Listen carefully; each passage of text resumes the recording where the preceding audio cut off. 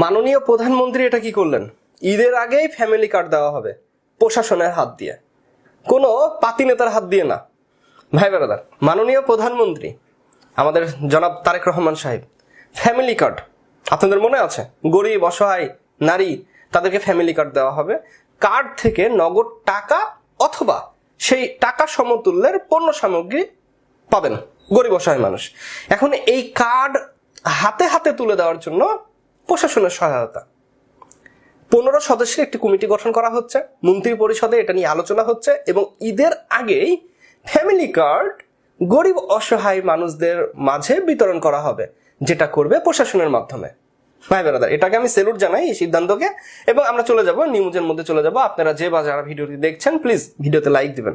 দেশের মানুষ যারা গরিব অসহায় আছে, যারা কিনে খেতে পারে না, যাদের পরিবারে কর্ম করার, টাকা রোজগার করার সদস্য সংখ্যা কম, যারা প্রকৃতপক্ষে অভাবী গরিব, তাদের হাতে ফ্যামিলি কার্ড তুলে দিতে হবে। আমরা যারা আছি, সচ্ছল আছি, তারা লোভে পড়ে যেন ফ্যামিলি কার্ড না নিই। আপনার টাকা পয়সা আছে, ইনকাম আছে, আপনি কেন নেবেন ফ্যামিলি কার্ড? এটা তো গরিবের হক, এটা মাথায় রাখতে হবে।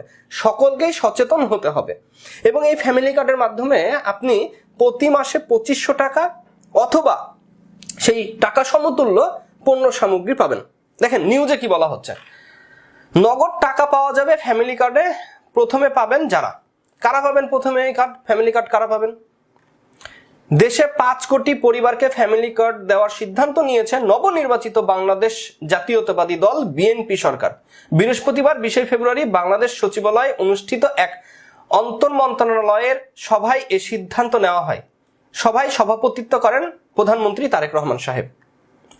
বৈঠক শেষে তথ্যমন্ত্রী জহিরুদ্দিন স্বপন জানান, নির্বাচনী ইস্তেহারে দেওয়া প্রতিশ্রুতি অনুযায়ী প্রান্তিক ও নিম্ন আয়ের পরিবারকে সুরক্ষা দিতে এই ফ্যামিলি কার্ড চালু করা হচ্ছে।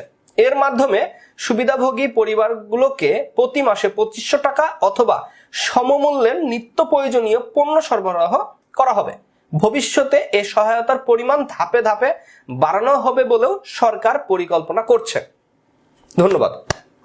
ধাপে ধাপে এই সহায়তার পরিমাণ বাড়বে এবং প্রাথমিকভাবে এই সিদ্ধান্ত হয়েছে ফ্যামিলি কার্ডের আওতায় নগদ অর্থ প্রদান করা হবে।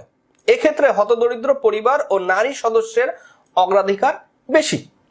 এখন আমরা দেখেছি যে এই যে টিসিবির যে এর বিগত সরকারের আমলে দেখেছি যে টিসিবির পণ্য, টিসিবির যে কার্ড দেওয়া হতো, যেটাতে স্বল্প মূল্যে আর কি পণ্য সামগ্রী পাওয়া যেত। আমার নিজে চোখে দেখা সরকারি চাকরি করেন এরকম ব্যক্তিরা তারা কার্ড নিতেন। কেন? তাদের তো কার্ড নেওয়ার দরকার নেই, কারণ তারা সরকারি চাকরি করে, সরকারি সুযোগ সুবিধা সবকিছু ভোগ করে, তাদের বেতন আছে, বোনাস আছে, সব রকমের অর্থ সাপোর্ট থাকার পরেও তারা গরিবের হক নিয়ে টানাটানি করত। যাদের বড় বড় বিল্ডিং, যারা দোকানদার ব্যবসায়িক, তারা পর্যন্ত এই কার্ড নিয়ে এক্সট্রা ভাবে অনেকগুলো কার্ড নিয়ে তারা একসাথে পণ্য নিয়ে দোকানে বিক্রি করতো।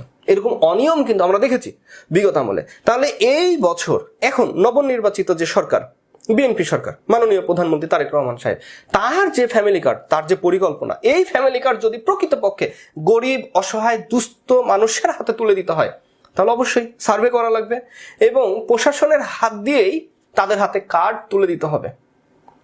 ইয়েস, যদি প্রশাসনের হাত দিয়েই একটা পরিকল্পনা চলছে, অলরেডি আমরা দেখেছি 15 সদস্যের ফ্যামিলি কার্ড প্রদান সংক্রান্ত মন্ত্রিসভা কমিটি গঠন করা হয়েছে, অর্থমন্ত্রীকে কমিটির সভাপতি করা হয়েছে এবং সংশ্লিষ্ট বিভিন্ন মন্ত্রণালয়ের মন্ত্রী, প্রতিমন্ত্রী, উপদেষ্টা ও সচিবরা এর সদস্য হিসাবে দায়িত্ব পালন করবেন।